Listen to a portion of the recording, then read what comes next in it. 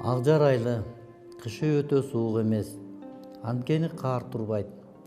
Бирок батыш тараптан борон, шамал бат-баттан жүрүп турат. Жайы салкын.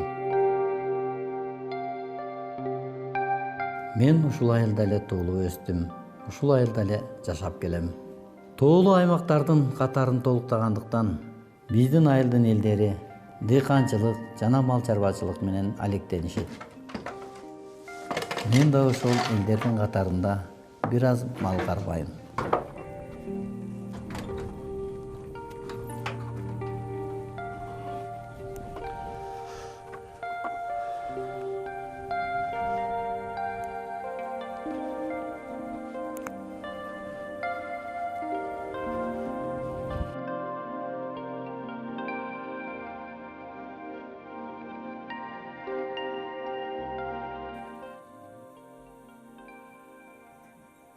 Кандай кызым?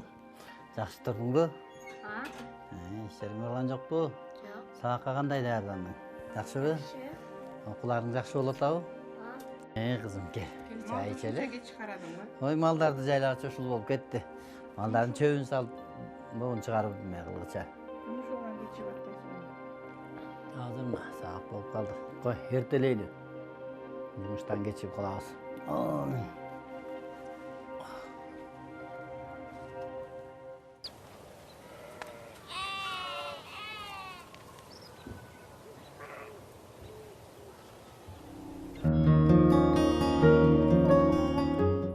Бул жерден улуу атам 2-чи дүйнөлүк согуш. Заманбап балдар 2-чи дүйнөлүк согуш 1939-жылы 1-сентябрда башталган.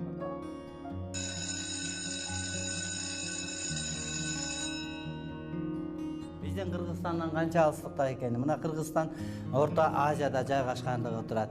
Ал эми Кыргызстанды курчап турган айылыбыз деңиз деңгээлинен 1800 метр бийиктикте турат. Борборубуз Бишкек шаарынан алыстыгы 230 чакырымды түзөт. Райондун борборунан 15 чакырым алыстыкта жайгашкан.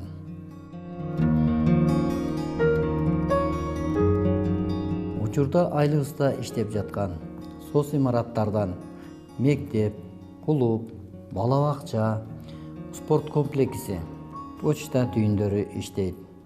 Айылыбызда үй бүлөлүк дарыгерлер тобу дагы жок эмес.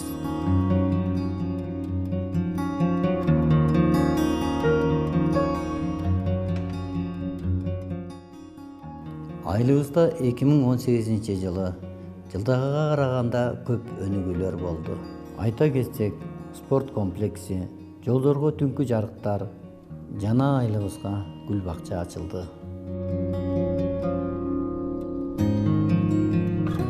Акжар айылы деп аталып калган себеби илгери бир доорлордо бул жерден суу каптап өткөн экен. Анан могу жактын баары токой, ошо суу солуп доор өткөндөн кийин. Анан бер жагыбыз мындай ак жылдуу топурактуу жер экен. Ошол мындай бийигини 3 метр жар болчу, азыр дагы азайып калды. Жар андан бери канча жыл өттү. Анан мына 50-60 жылдан бери. Ошол менен ошондон Акжар айылы аталып калган. Мурун бул өзү Акжар өзүнчө колхоз болчубуз биз. Бул Совет учурунда, Совет куралган кезде 28-29 жылдарда түндүк Кайнар, түндүк Акжар деп 3 колхоз экен. Андан кийин Совет куралып баарын ирилештиребиз деп, анан жанагы кызыл мектепти салдырып 28-29 жылы азыр садик болуп турат. Ошол мектеп салынгандан кийин ошол Кайнар, Акжар, түндүктүн баары 7 километр жерден келип окушу экен балдар. Анан бу жерге кыштакта отурукташтыртып Акжарга. Анан Кайнар, түндүк, Акжар үчөө биригип туруп анан Акжар колхоз болгон. Акжар колхоз болгондо биз аябай эң Кыргызстанда эң өнүккөн чарба болуп турдук. Тетиги 55-59-60 жылга чейин ошол кездерде, ошол так ошол жылдарда биз өнүккөн абдан колхоз болуп, сайыстын туусун жеңип алып, ошондой атактуу болуп турдук.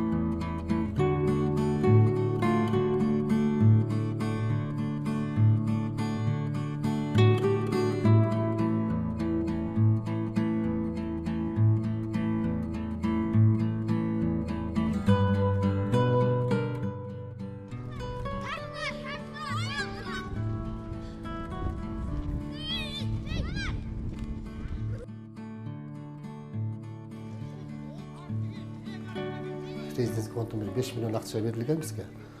Ошону биз ушул тендерге берип спорт комплекс баштадык. Анан ошо айылыбыздын ошо тургуну Калык Султанов деген аксакалыбыз бар. Ошол иманалы атада коосто ошол балдар неберелерин баары биригип ушул бир 30 миллиондук жакшы комплекс алып беришти. Бул бүгүнкү заманбап бүт инвентармен толтура заман салынды. Алда ишке бердик, кудай иштеп атат. Андан тышкары ушул Акзар айылында ошол Иминали Бешенбек деген байкебиз бар эле. Ал киши да ошол атасынын намына бир сейил парк салып берели дегенден биз жерин чечип бердик. 20 сотый жерин чечип бердик. Ал киши ошол 7 миллион деңгээлинде ошол спорт мындай сейил паркын ачты. Бүгүнкү күндө алды ишке берилди. Заманбап жакшы парк. Анан эң негизгиси булар ошол бюджетке каралбай, вне бюджет салган иштер. Андан тышкары ошол 20 жылдыктарыбыз көчөнүн жарыктандыруун жасашты. Дагы бир 20 жылдык балдарыбыз бир көчөнү полный түзөп жасап беришти.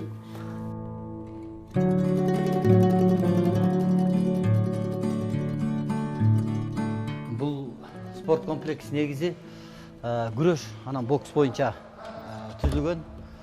Жакшы, бул жерде балдар күрөшө турган зал, маттар жатат. Бокска ылайыктуу ринг, жана алардын грушалары да кошо коюлду эле. Балдарыбыз буюрса машыгып келе жатат. Жакшы, бул 2018-жылдын 1-декабрында ачылган. Азыркы учурда күрөш боюнча 2 тренер бар, бокс боюнча бирөө. Жакшы машыгып атышат. Бардыгына расписание түзүлгөн. Балдарыбыз күрөш боюнча, анан бокс боюнча. Күрөшкө 50 баладан 100 балага чейин машыга турган машыгып жатат. Ал эми бокска болсо ушул жерде катышып аткан 12 окуучу. Бардыгы тең эле Акзар айылындагы жаштар, мектеп окуучулары катышып жатат. Бул жерге инвентаризацияларды коебуз. Бокска тиешелүү, күрөшкө тиешелүү топтор, перчаткилер. Балдар ишке чыкпайт, суук учурунда бул жерге эле ичинде бүт бардыгы. Андан кийин машыгып бүткөндөн кийин жуунуучу жайлары бар. 2 раздевалка, бирөө күрөшчүлөр үчүн, бирөө бокс малдар үчүн. Экөөнү раздевалка өзүнчө бардыгы жакшы буюрса.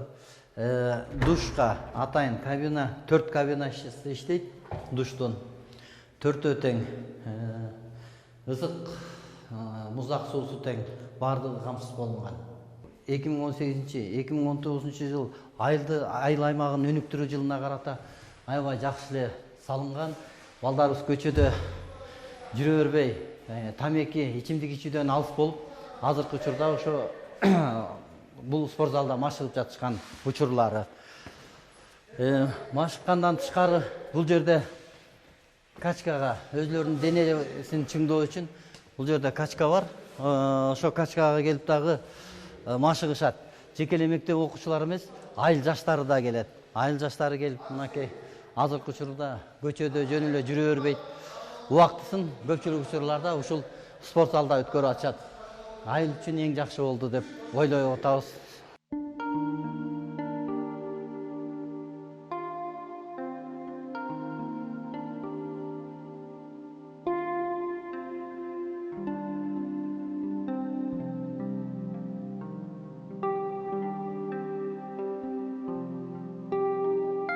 Bu düköndөн öydökü 4-5 uruu bol, 5 uruu el bolat.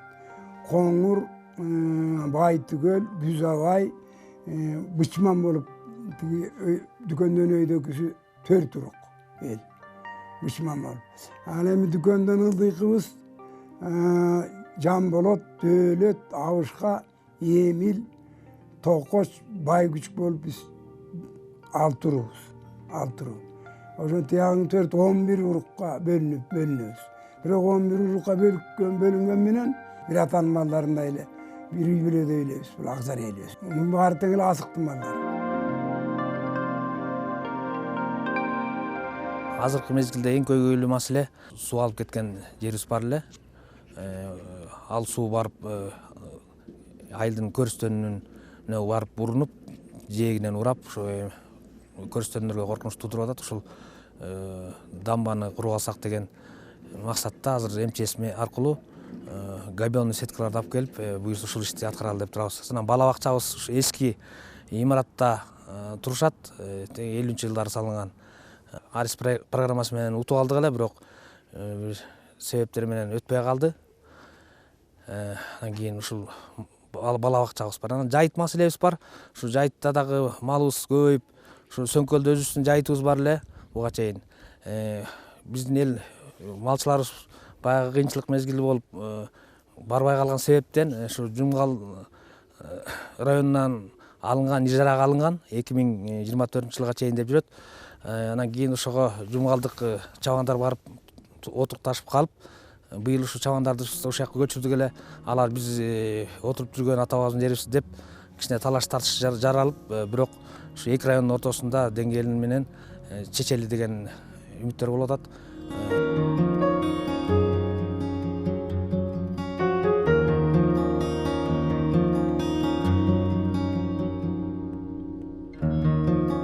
Быйыл 19-жылы кайра үйрөнгөндөр өнүктүрүү стандарттештирүү деп атпайбы? Бул менимче туп-туура болду го.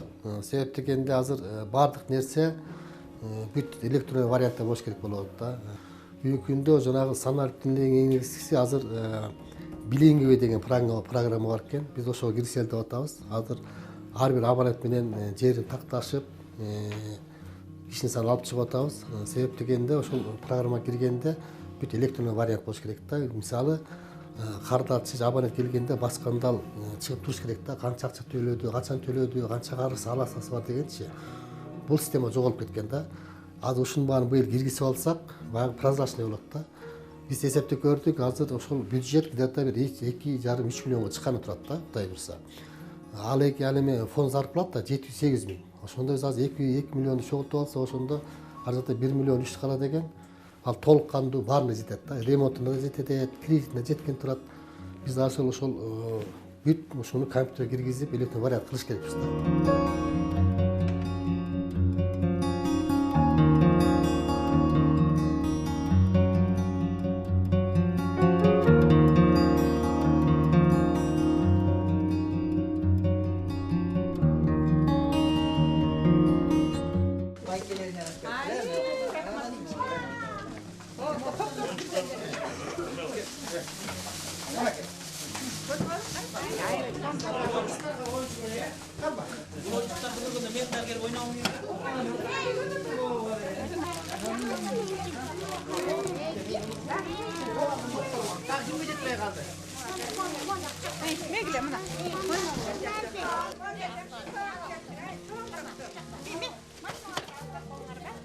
Баарыбыз ушул айылда чоңоюп өскөнбүз да. Анан шаарда кичинекей биз өзүбүздүн бир ынтымагыбыз бар.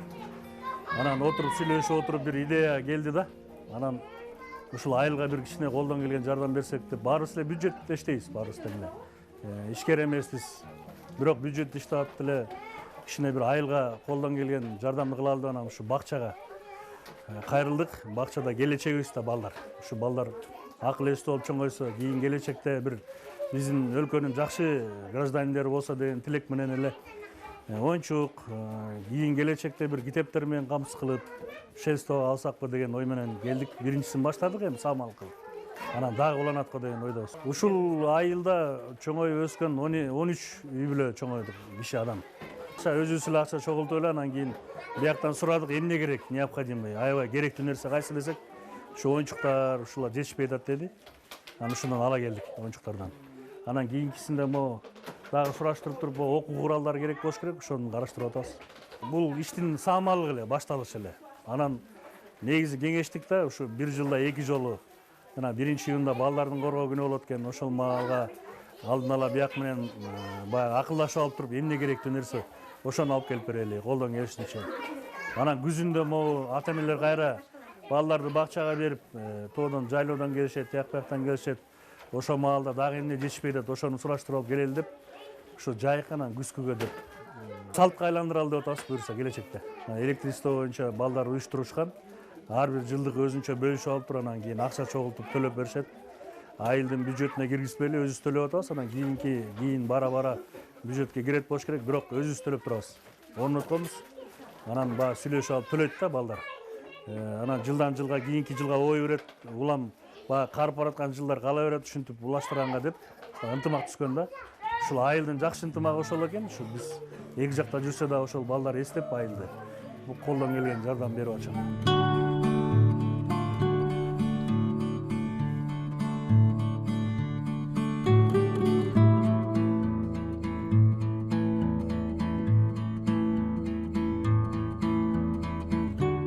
Айылдан эми биздин айылдан эми биз кийинкилерин эме мурункуларынан мен билгенден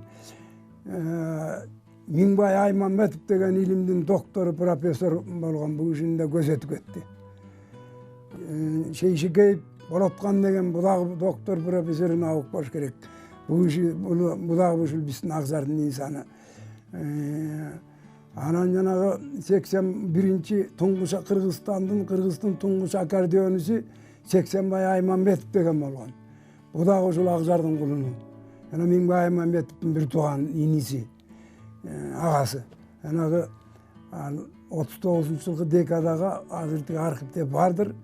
Атай Огонбаевтар менен чогуу бирге барган киши. Андан кийинки Мамаев деген да бир профессорубуз бар, ошо азыр ал киши да академияга Бишкекте, Мамайдын балдары.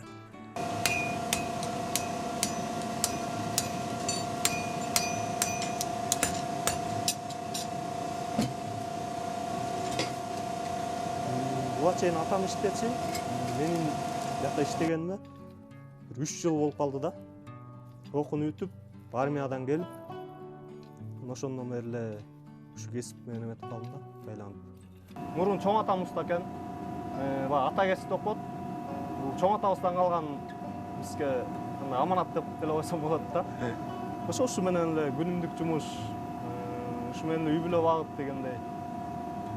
Ошо атам иштечи, атамдан болсо мен үйрөнүп, мен болсо мурун барскан чаперчимин да. Кичирээк кезимде эле ушул ичке темир, зымдардан эле ар кандай нерселер жазачумун. Такалага окшоштуруп, же бычакка окшоштуруп, ошентип отуруп эле ушундай эмеге жетип калдым, үйрөнүп.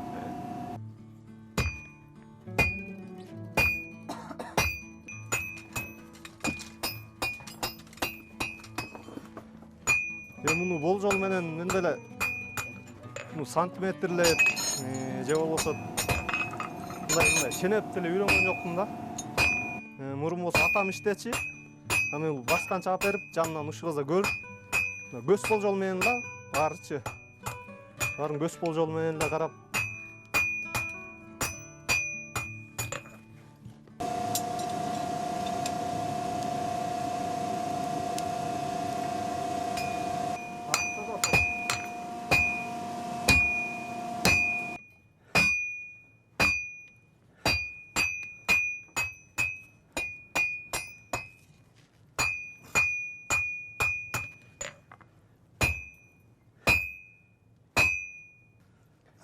Бирөөнөн барып атайын суранып үйрөнмөгөндөн кийин деле билинбейт да магачы. Кызыккан адам өзү эле оңой эле үйрөнүп кетет да. Жумушту оор көрсөң, оор боло берет. Жумушту жеңил көрүп, мындай психологиялык жактан делечи, өзүңдү деме кылсаң жеңил болот да бардыгычы. Бул темирлер пурут 16 размердеги. Булар болсо чоң атка кетет да. Бул кунан быштылар болсо ичкерээк андан 14-чүлөр чабабыз. Андан ичкерээк 12-чи размерлер, алар болсо тайларга кетет да. Бул материал болсо биз Бишкектен алып келебиз, шаардан. Старый Толчоктон. Аякта да биздин тааныштарыбыз бар, ошолордон байланышып, алар даярдап коет, ошолордон алып келебиз да. Кыргызча эле, болжолдоп эле оюбуз менен эле чыгарып эле, бул көмүр болсо чысырканактыкы. Муну атайын токойдон алып келип өрттөп алабыз. Бул болсо мындан ис чыкпайт да, ден соолукка зыян келбейт. Берки болсо таш көмүр алар жаксак башы ооруп, ис чыгат да, ис уруп. Биз ошо токойдон алып келип өрттөп ушу менен эле ысытабыз да. Бул болсо мурун болсо колго болчу да, колго көрүп болчу. Анан кийин бул жана пилесосту, илгерки советский. Ушунун үйлөмөсүн эле кошуп койгонбуз тияка. ушу менен ызыйт да. Эртең менен эрте туруп, кечке чейин аябай берилип иштесең бир 15 саат 20га чейин чалып койсуң да. Мындай шашпай, жаның кыйнабай иштейин десең, ондон ашырып чабасың. Bir атка болжол менен бир 1 метрдей кетет да. Бирок темирди килограммда алабыз.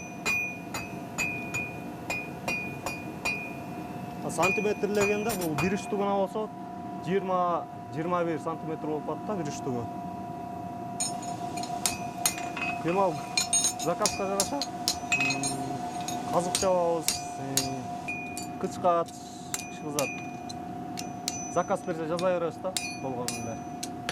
Буга чейин жазап эле кетебиз. Казык, така, мык сургуч, дагы кандай? Кышкыза дагы тешкич, кышкыза дагы жазга мал көп эмелер келет, трактористтер, алардын соколорун. Эмне дагы кышкыза заказ түштө чаба беребиз да болгон. Ала турган эжелер, байкелер бар да. Алар да соода кылышат. Жипшу, айыл чарба магазиндери ошолорго барып өткөрөбүз. Оптон баада беребиз, алар болсо үстүнөн кошуп сатат да. Жумада бир 60 кышкыза 70ке чейин болот да, жакшы иштегенде.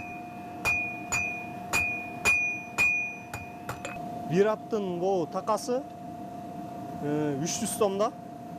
Комплекти болсо мыгы менен 4 бутуна болсо ал 500 сом болот. Дал деле буйрутмага жараша. Мисалы үчүн көбүнчө биз мындай чабабыз да, бул сыяктуучу. Кышкысын болсо заказ буйрутмалар келет, аларга болсо биягына дагы кошулат да, биягына чабып коебуз мындай бул сыяктуу кылыпчы. Үчөмчек така деп коебуз да анычы. Кышкысын ушундай болот да.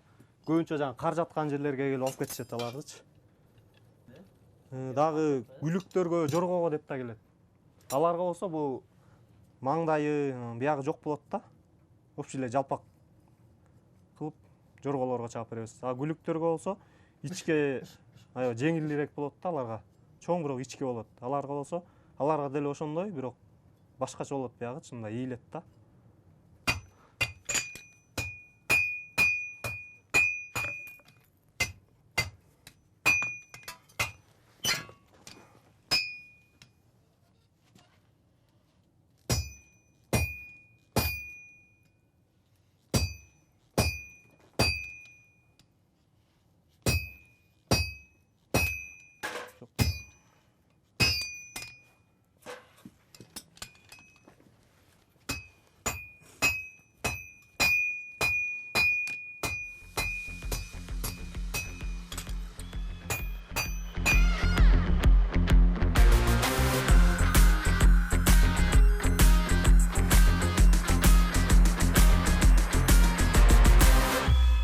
Башка айылдарда эле менин да айылым эң кооз айылдардын бири. Абасы таза, суусу тунук, жаратылышы кооз, 4 түлүк малга ыңгайлуу жер. Ааламга кеткен жол айылдан башталат. Туулган жердин топурагы алтын дегенде, айылымдын топурагы мен үчүн алтын. Бул менин айылым. Балгам алып койгон сымал сезиле, таанымал талуу сезим келет бир убак. Үйүн чөгүн даяр замат таң эртеси жол карап